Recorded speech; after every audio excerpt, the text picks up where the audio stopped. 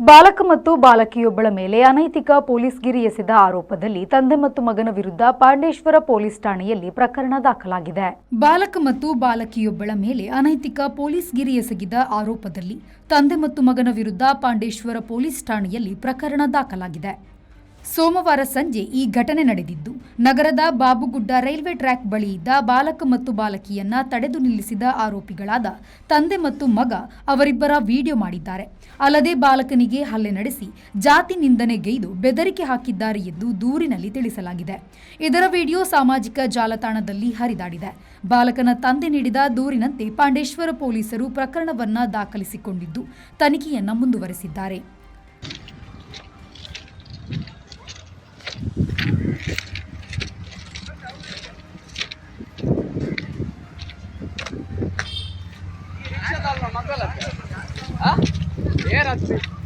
ಈ ರಿಕ್ಷಾದಲ್ಲ ಮಗಳತ್ತ ಅಂತು ಮಲ್ಪ ಉಂಟು ಒಯ್ತೆ ಪಾಡುವ ಫೇಸ್ಬುಕ್ ನಿಮ್ಮ ಇಡಲ್ಲ ಇಲ್ಲೋ ನಿನ್ನ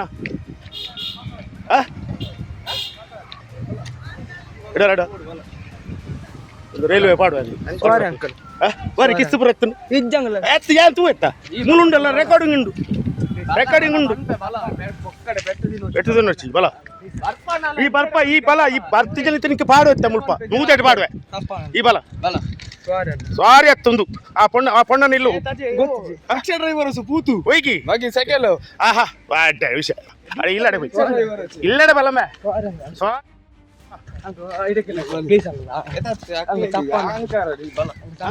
bureau report V4 news Mangaluru.